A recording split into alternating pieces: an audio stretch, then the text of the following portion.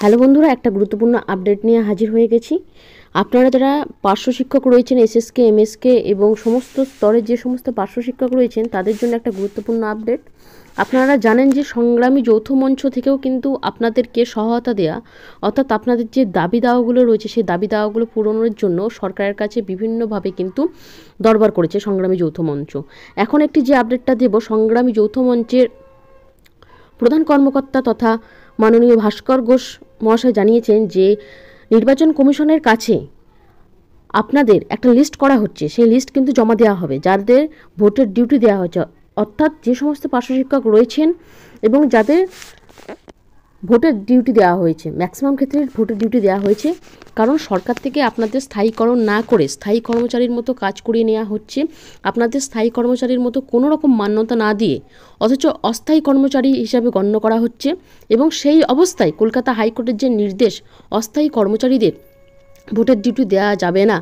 শুধু আপনাদেরই নয়, পঞ্চায়েতে যে সমস্ত 100 দিনের কাজ করেন ডেটা এন্ট্রি অপারেটর রয়েছেন তাদেরও, পাশাপাশি অস্থায়ী কর্মচারীদের যে ভোটের ডিউটি এসেছে সেই ভোটের ডিউটি থেকে যাতে অব্যাহতি দেওয়া হয়, যাদের ভোটের ডিউটি এসেছে এই রকম তারা কিন্তু লিস্ট তৈরি করছে এবং নির্বাচন কমিশনের কাছে সেই লিস্ট দিয়ে নাম কাটানোর কিন্তু একটা আর্জি সমবেতভাবে দেওয়ার কথা বলেছেন সংগ্রামী যৌথ মঞ্চ থেকে।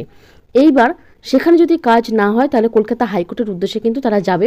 সেখানে 3 দফা দাবি কিন্তু থাকবে, শুধুমাত্র যে আপনাদের কথাই নয়, সে আরও যাতে 100% বুথে কেন্দ্রীয় কর্মচারী দেওয়া হয়, অর্থাৎ কেন্দ্রীয় বাহিনী দেওয়া হয় এবং ওয়েবকাস্টিং যাতে ব্যবস্থা থাকে প্রত্যেকটা বুথে, এবং অস্থায়ী কর্মচারীদের যাতে ভোটের ডিউটি থেকে অব্যাহতি দেওয়া হয়।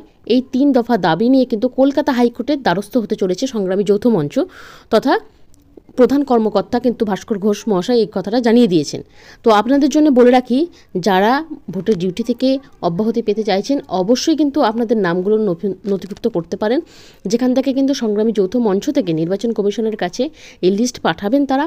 এরপর যদি কাজ না হয়, নির্বাচন কমিশনের কাছ থেকে যদি সদর্থক কোনো উত্তর না পাওয়া যায়, তাহলে কলকাতা হাইকোর্টের দ্বারস্থ হতে চলেছে সংগ্রামী যৌথ মঞ্চ, যেখানে আপনাদের দাবি দাওয়াগুলো পূরণের জন্য তারা সহায়তা করছে। এখন এই বিষয়টাও কিন্তু দেখার জন্য তারা আর্জি জানাবে।